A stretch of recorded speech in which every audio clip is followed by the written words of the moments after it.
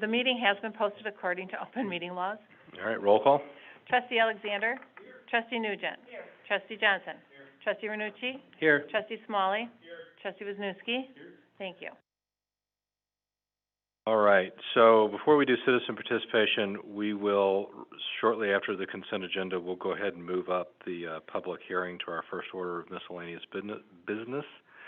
So if you're here for that and you have comments for the board for that, I would ask that you wait until the public hearing. But on anything else, citizen participation per Village Resolution 2017-01, anyone wishing to address the village board during citizen participation will be allowed 5 minutes. Your subject can be anything, whether on the agenda or not. The village board should not engage in a discussion regarding comments because it was not part of the publicly noticed agenda. Upon conclusion of the citizen participation segment, members of the audience are not allowed further comment unless they are participating in a public hearing or if specifically allowed by a majority vote of the village board due to an involvement in an agenda item. That said, anybody who would like to come up for citizen participation, please state your name and address. Steve Cool. I live at 2905 North Shore Drive, and I want to address the issue of the dam removal and the impoundment renovation. When that was first approved, I know questions were already raised about moving the stream north, and that's what I want to talk about again, not to belabor it, but to make sure that that stays on the agenda as we think about that whole project. The advantages of that, I did send out to everyone a look at the stream and so forth, and so the advantage, and that's something that I didn't send out. That's new to me, so I haven't seen that. But what the advantages are, of course, the aesthetics that it would bring for the residents who lost the pleasure of the lake. It certainly raises much more property on the south side for the village to use for its recreational and other kind of purposes. The hope is that that the property on the north side of the movement of the stream would belong to the residents, and that on the south side to the village, so that maintenance issues would be all squared away. And doing that project would eliminate the need for rock falls and the problems that those present, both legally as well as ecologically and the like. So having seen that other one and what it looks like, I take it that there's new things that have happened that I haven't seen before. So I'm very happy to see what was there. My biggest point that I was wanting to make, besides reiterating the importance, I think, of that kind of adaptation, was to work on a change order. Hopefully that the board is working on a change order to make that change to the original plan.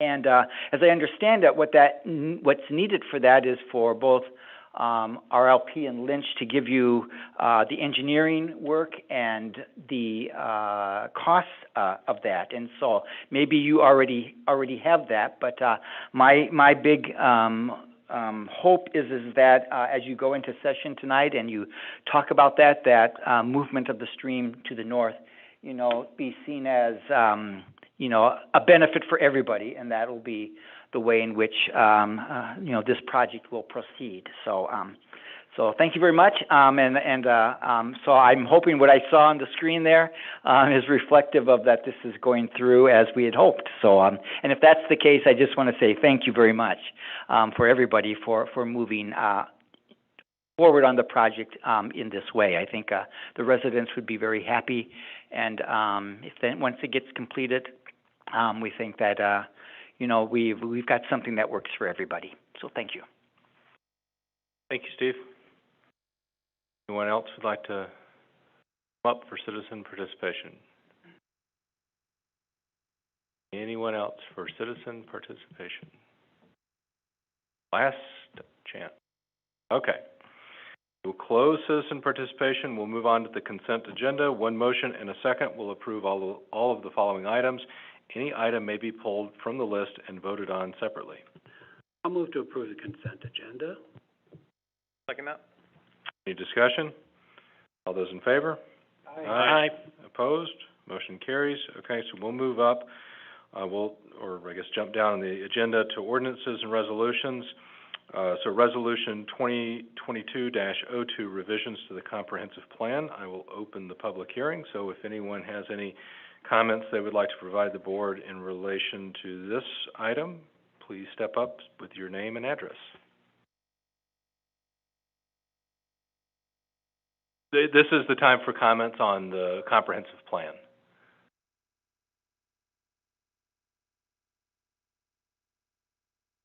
The amendment to the comprehensive plan. Okay, yeah, thank you. Daniel Donegan, 2110 Mill Street. First, I want to state, I am not opposed to what's attempting to be done here, but I've done a lot of research and I've seen these things done all over Milwaukee, all over the state, and they have to be done right because there are some very unfortunate results that come out of these if they're not done properly. I'm assuming, and this is my assumption, nobody else's words, that it's going to mirror the zoning codes of the business district on the square, which has great restrictions on building materials, architectural approval on colors and such. I don't know that we want to do that to the residents that are living in this neighborhood to begin with. And I would suggest that any language that in there would suggest and clearly state that a single-family detached house is permitted by right. Because what's happened before in some of these areas, these houses burn down, there's damage, and because of the zoning district changes, they can't be put back up, and that's not what we're trying to accomplish. Number two, parking is a disaster. Every one of these streets that borders the proposed areas is narrow. They allow parking on both sides. So I think a proper thing to do on that would be if they want to operate a business, a lot of these are larger lots. One of the mandates for a mixed business use like that would be that all parking for the business has to be off-street. They could provide their own parking. If these are, as we talked in the language, walk-in, pedestrian-oriented businesses, there should be not large amounts of traffic flow. So it should be one or two cars, every couple hours, and housing these on property I think is really reasonable. I know on our street, which is Mill Street, that's also the emergency bypass for the emergency vehicles to cut around the square, and if you're going to allow parking on both sides of there and then add more to it, it's already a disaster the way it is. So I would like to see that reflected in there also. So I guess my big concerns on that would be I don't know that it's appropriate to the zoning change, but when the language gets written for how you're going to allow uses in that area, that be very well thought out.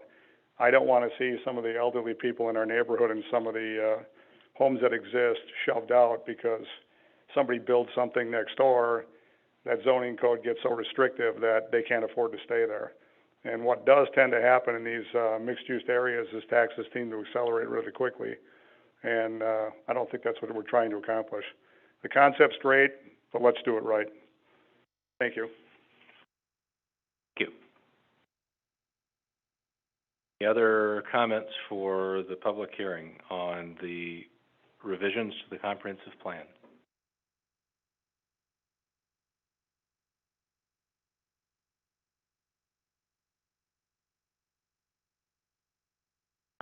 Tim Schwecke, I know you're online. Did you have any comments to add in particular to address any of the statements that were made during the public hearing or to clarify the rest of the process modification? I'd be happy to.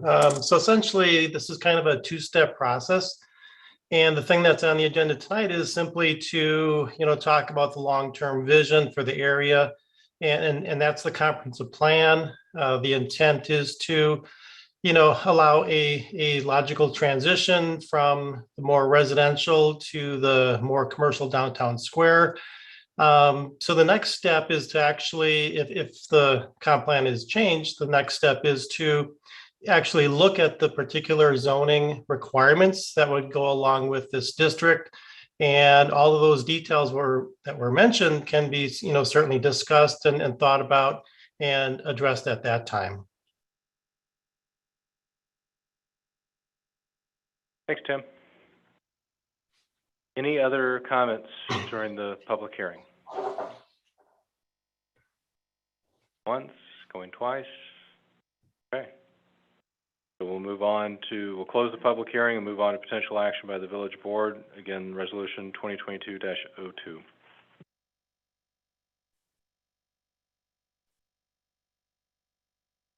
I'll move to approve resolution 2022-02. I'll second that. Any discussion? Yes. Go ahead. I would like to explain, just for clarity and for anybody that's interested, I own a property and a home in what is being proposed to change. So as a result, I am going to abstain from voting, so it doesn't look self-serving. And that way, I want everybody to understand why. Okay. Any other discussion? And Mr. President, I'm sorry. Mr. President? Some information on this, because all that's on here is a map. So how do you compare that to this map? Just the downtown corridor? I mean, I looked back at some minutes ago. Purple is the new area to be defined as a downtown transition. Some of those properties that are identified in purple were strictly residential, so then this would allow for more flexibility and some business opportunities on those properties, also some residential properties as well. And some of the properties that are turning to purple were part of the central business district. There's probably a handful of properties that used to be that red central business district that are changing to the downtown. Does that help? Yeah, it helps. It just wasn't clear for me in the resolution or in the map. Mr. President, can you hear me? What we're doing. Yeah. Exhibit A, it's a map. Has the Planning Commission discussed the timeline to address the specific comments from the public, and then what Tim was talking about, defining those zoning requirements? Yes, at the last meeting, we discussed beginning to talk about the modifications to the ordinance at the next meeting, and then there could potentially be a public hearing on those in April, depending on how the March meeting discussion goes. It just depends on if they have subsequent meetings of discussion before they're ready to actually hearing. And that means that ordinance is as final as they feel it can be, and then we listen to public comment, which may or may not, that, gets approved or gets modified at that time. Tim, does that timeline agree with what you were thinking? Yes. Can you hear me? Yes. Okay, so I just want to clarify that the Plan Commission adopted the resolution, and essentially that's a recommendation from the Plan Commission to the village board. So the village board is basically accepting the recommendation, and then if that's the case, then we will be drafting an ordinance making that change final. I guess, Tim, my question was more of the specific zoning requirements to the gentleman's comment during citizen participation. I just want to make sure that those that are here or that may review the meeting video would know that if they would like to provide input to that, when is the appropriate time for that? It sounds like in the upcoming March and April Planning Commission meetings is where those details are going to start being hammered out. Yes, we've been, obviously talking about this for any number of months now. And the next March meeting is probably the time when we'll be, hammering out the final details. So yes, if there's anybody that, wants to provide, information, they can attend that meeting. Depending on, the level of interest, comments may be allowed as part of public participation or actually as part of the agenda item. But there will be a follow-up public hearing after everything's been worked through. Okay, thank you. I'm trying to figure out, there's a discrepancy I can't figure out. On Austin Street, so on the corner, it looks like the downtown transition kind of goes along the streets in that area. But on the corner of Austin and Mill, the corner property is colored that purple, but if you go further down, there's a corner property that's not colored purple. Can you explain that, Tim? Why that property wasn't is not consistent with the rest? So you're gonna have to help me out a little bit. I'm not. And maybe Eileen, you can point to the property that's in question.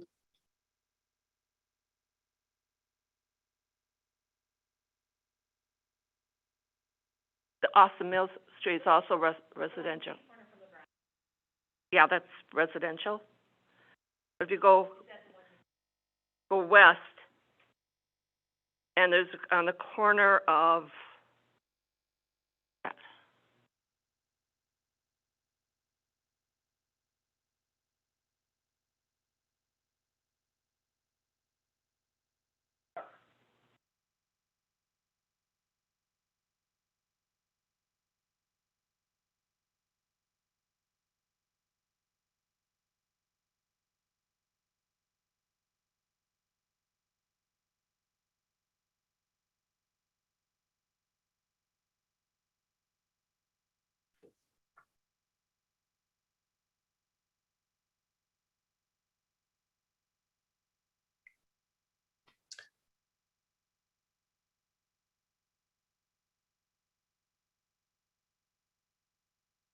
Tim, I don't know if you can see Eileen's screen.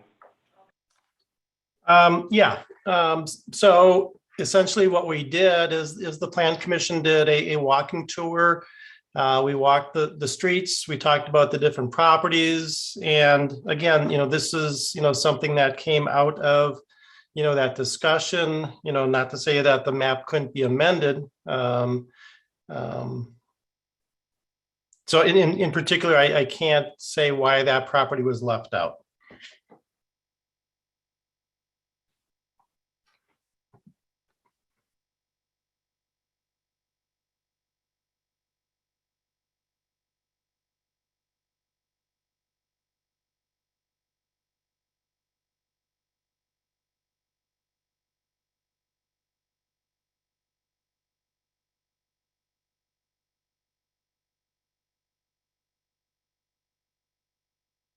Parking lot for the Methodist Church? No. So it's one block south. Is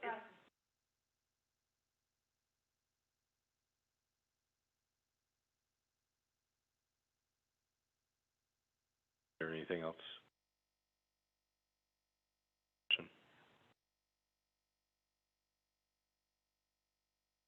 Yep.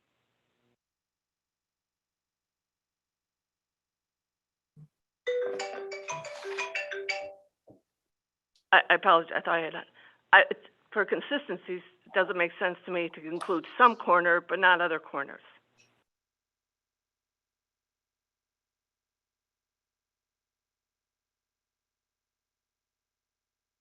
If it's a duplex, then you wouldn't include that in there. Really operate a business out of a duplex?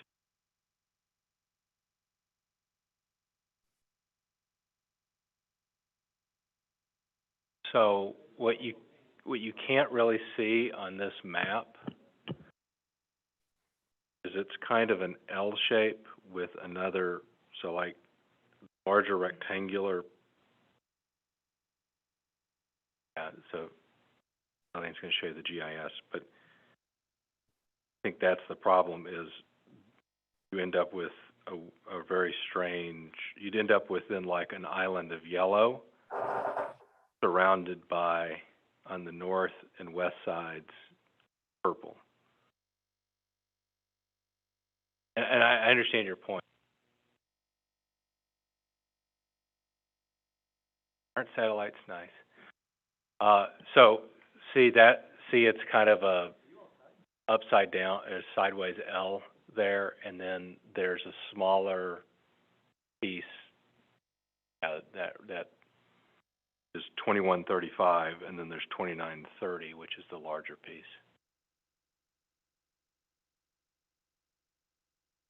So I'm assuming when they did the walking tour and then they compared against GIS, it was like, well, that would look kind of. It just seems odd to me that I know some of these properties, and they're residential, and I don't really see them ever being anything but residential. That makes me question this map some places. But it doesn't necessarily change what they're zoned for right now. This just says that they're eligible to be rezoned. Am I stating that correctly? Is it considered to be essentially, Tim, the consideration was for potential growth of the central business district? Again, it was supposed to be a transition, again, from the central business into more residential. So yeah, obviously, these are residential properties by and large. The intent is to allow some, limited business, low traffic kinds of activities within those areas. And it's all meant to be, flexible to the extent that the property owner wants to take advantage of that higher, business opportunity. My concern, though, is like, some of these, if that was no longer residential, it would have an impact on the rest of that neighborhood.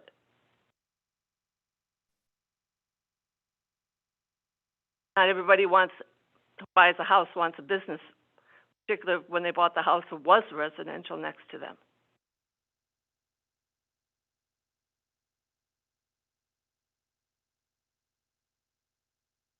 Any other discussion, questions?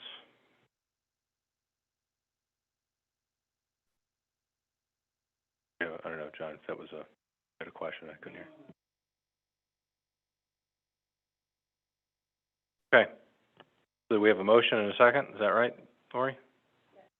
Okay. Any other discussion? All those in favor? Aye. Opposed? Aye. Oh, and we have an abstention, too.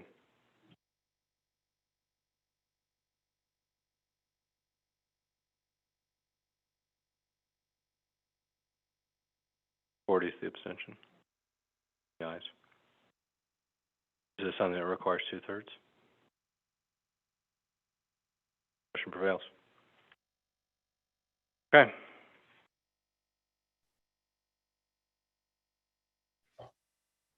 Moving on.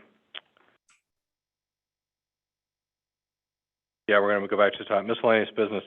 Item 1, consider recommendation from the Plan Commission to approve certified survey map to merge 2 adjoining parcels, lots 41 and 42, Lindale subdivision, located at 1876 Ridge Drive, RLS 00041, Jason and Angela Smalley, applicant, application 2021-39. So, Eileen, tell us why Jason's making problems for us. As it's my property, I'll abstain.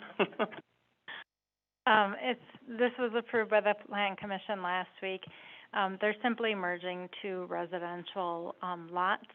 Right now, the way it stands as separate lots, they aren't able to use that second lot for any type of outbuilding or pool or anything that would be considered an accessory use for a single-family residential home. So by combining them, the lots, that makes that backyard more usable for them.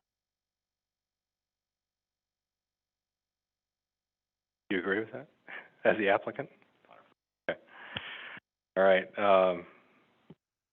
I'll make a motion to approve the application 2021-39. I'll second that. Any other discussion? All those in favor? Aye. Aye. Opposed? Motion carries. Item 2, consider recommendation from Plan Commission to approve certified survey map to create 1 lot, 8.76 acres, on east side of South Executive Way, Village of East Troy, applicant, application 2022-03. So this too was approved by the Plan Commission last week, and it's creating that 1 lot for the Max Apparel project that the Plan Commission did review site plans for last week.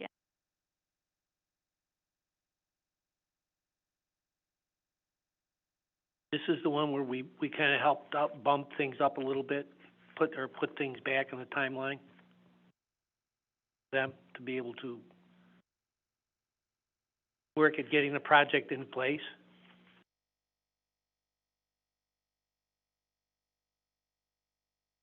Then the offer, is this the one for no? No, that's a separate Okay. one.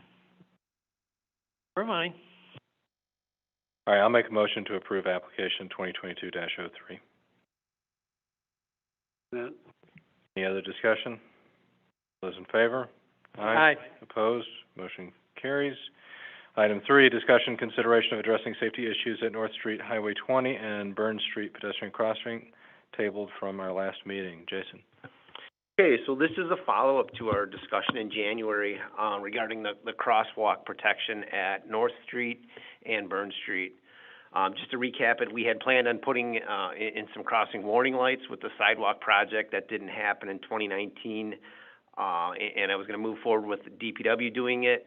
We found the gas line on the north side of North Street, which is a conflict, so we weren't able to do it. So I had intended on just bringing it, or doing it with the 2024 construction project, and then we had some, concerns there from the school and some residents. So the board had directed me to come back with some options. So I brought TAPCO in there, a company, a supplier that we utilize, for this, street signs and such. And they came out, took a look at it, and made the recommendation that you were looking at here. Basically what it is it's a crossing signals with flashing amber lights, similar to what we have by Gus's and at Division and Highway 20. They're pedestrian activated, solar powered. The difference here is there'd be not only the 2 signs at the crosswalk itself, there'd also be 2 adjoining warning signs or crosswalk ahead signs that would also flash. All 4 sets of signs would be pedestrian activated with the push of 1 button. It works off of radio communication, and this is some a newer setup that they've got that allows us to be able to put it in the ground on a regular street sign post, a small 2x2 post. So that also solves our gas line conflict issue.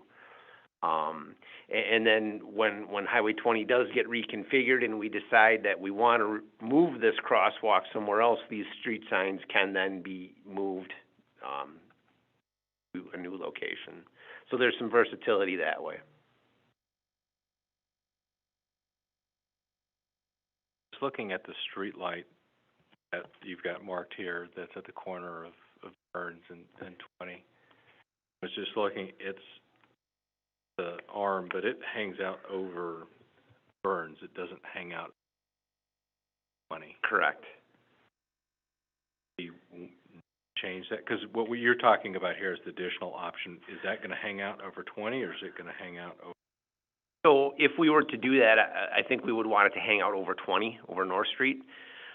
Now, since I presented this to you guys, I got a work plan from We Energies to do some work in this area, and they're removing that pole that we had proposed putting the light on. So however, I think they're a couple of weeks out on doing the work. What I could probably ask is, as long as it's not a conflict with whatever else they're doing, maybe they could leave the pole and we could get a street light on it. But that's something I got to find out. But I would think we would want the street light over North Street. At least directed at North Street, correct? Correct. Otherwise, you got a height clearance on a state highway, don't we? Yeah, they would have to maintain the clearance, yeah. But if you put it out over 20, that would, illuminate the crosswalk more, which is, I think, the goal here. Yeah, I just didn't know if we wanted to actually there to... On the south side of 20 at Right. Burn Street, you're saying? Because there's no crosswalk there. That is something we could evaluate. Now, there will be a crosswalk when Highway 20 is reconstructed. But yeah, you're correct. Today, Or just add another, keep it as is and just add a second one off the same pole.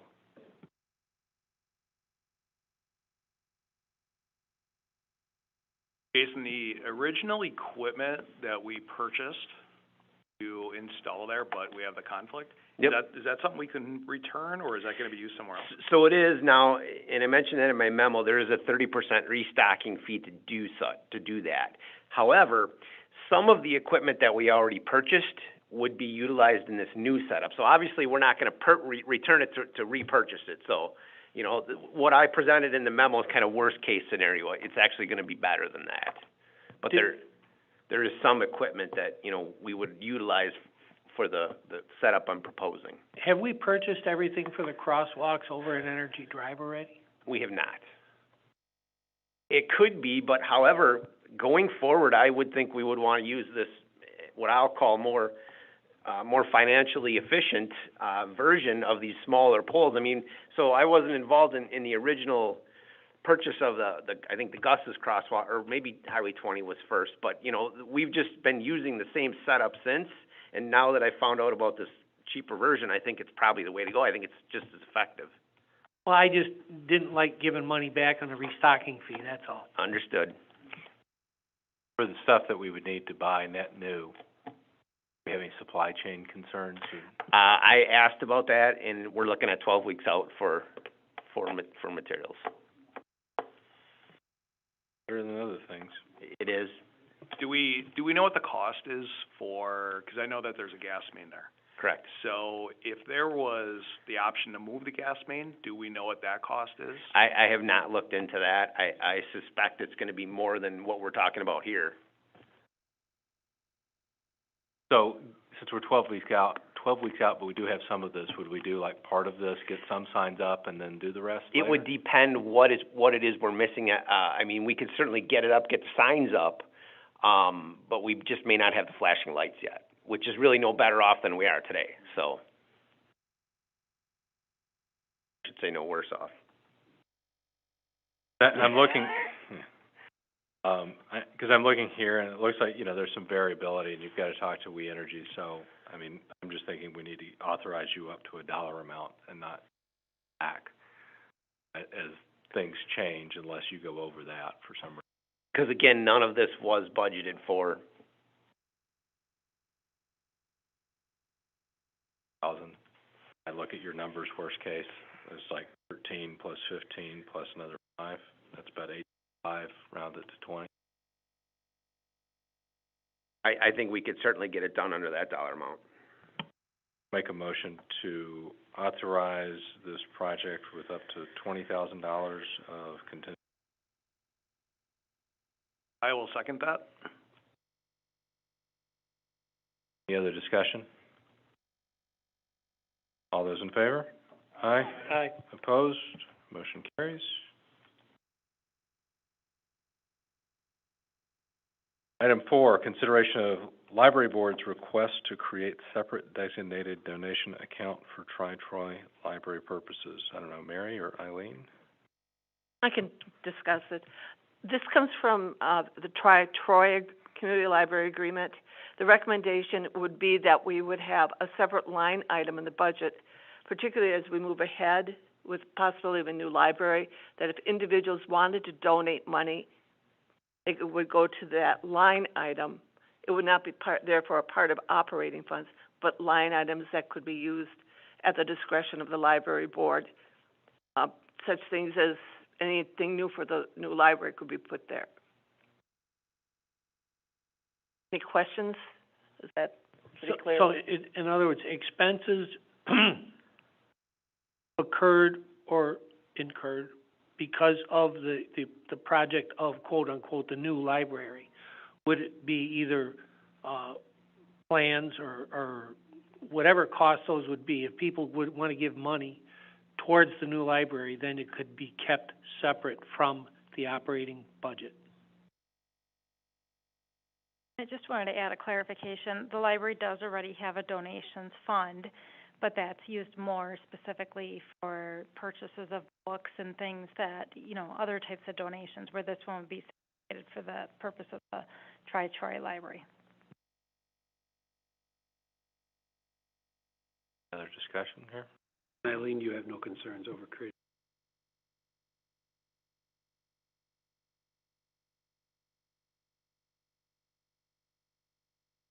I'll make a motion to create a separate donations fund to fulfill the Tri-Troy agreement.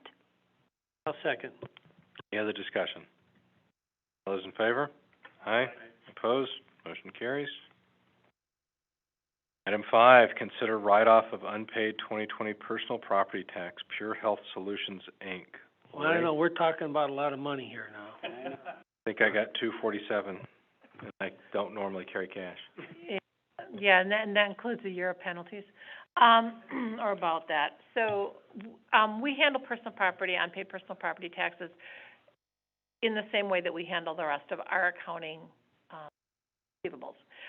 but we don't have a specific, details in our policy for these small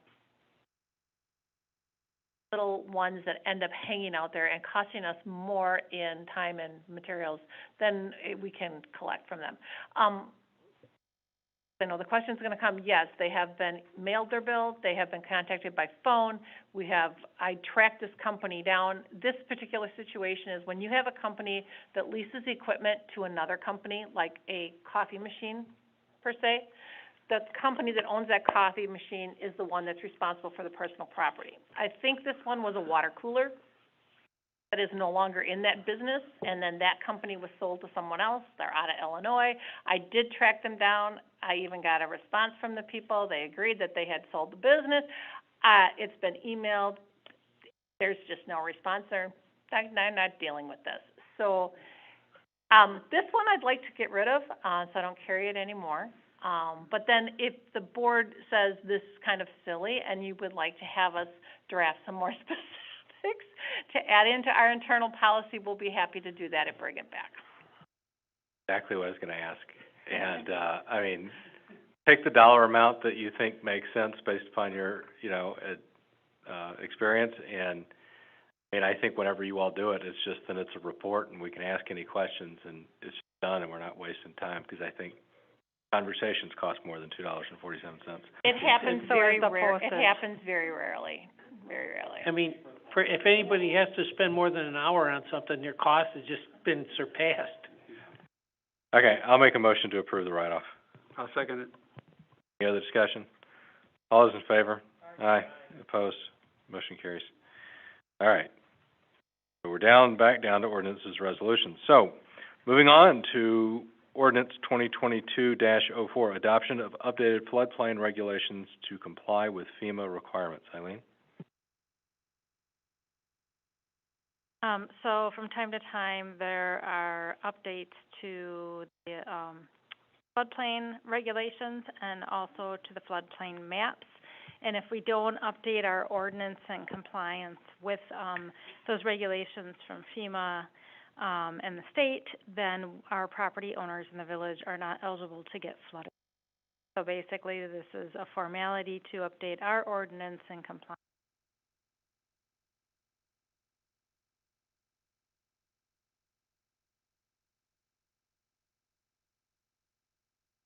I'll move to approve ordinance 2022-04.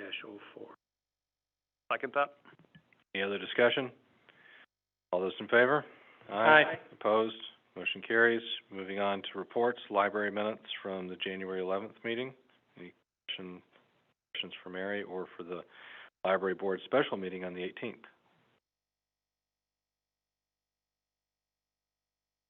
Okay.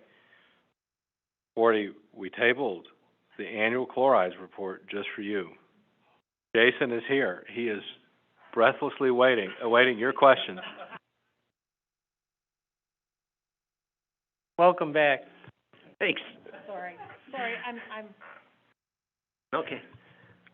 Yeah, I had a few questions, and, I mean, normally it would be fine, but I know we've had questions before, Jason. We've had to fix manholes that are too low-lying in the surface of the street, which causes puddling. And if we do have salt or chlorides, that they would leak into the manhole, correct? That's correct. So my question is I noticed that there are, especially shut-off boxes, not so much manholes, but do we watch when those are put in? Even with manholes, like some of the rings are gonna have to be fixed this spring on the main street that was done? I know the county has got some concerns with a couple of storm sewer manholes that they're gonna need to be repaired and brought to a higher grade, just because they're a pretty good bump when. I noticed some of the shut-off boxes too are pretty low. That was the main thing, as far as just low.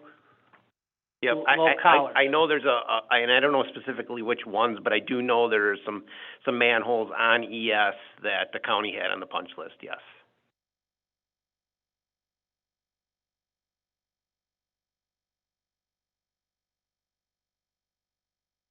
And I guess the other thing is then, are we still getting reports from the DNR as far as the chlorides that leak into the storm sewers? Are we getting any kind of feedback or information? I know, So the report in front of you is a report that we have to provide to DNR annually as part of our permit process. But we don't really get anything from them. for some reason, Jason, I thought this is quite a while ago, but I thought that we were being contacted as far as how much is getting into the natural water system from the village. I mean, that's one reason why you and we as a village decided we were trying to cut down on the salt use and the chlorides, correct? That's correct. I don't know if you're talking about, so if you're talking about stormwater and the storm sewers, what I'm talking about here is the sanitary sewers through the wastewater plant. That's where we're monitoring it as the effluent in the water that goes out to Honey Creek. That's where we have to sample for our chloride to be within the limits.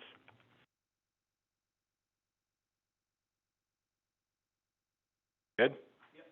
Okay. All right, moving on. Item 4, January financial report. Any questions for Eileen? The audit has started. Audit's well underway. Okay. Items 5 and 6, emergency services minutes from December 14th and January 11th. Any questions for John?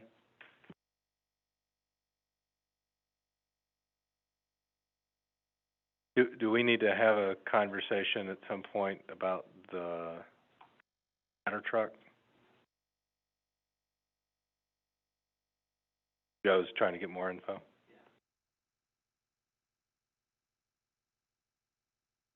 Okay, item 7, Booth Lake minutes. Any questions for Joe? Okay. Then we'll move on to closed session. I'll make a motion to adjourn to closed session pursuant to Wisconsin statutes 1985 1C to consider employment promotion. Actually, I'm sorry. We're going to table that one.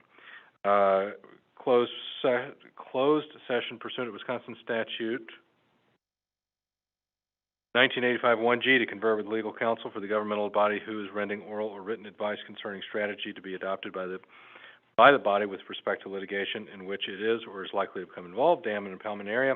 In 1985 1E to conduct other specified public business whenever competitive bargaining reasons require a closed session. Development Agreement TID 4.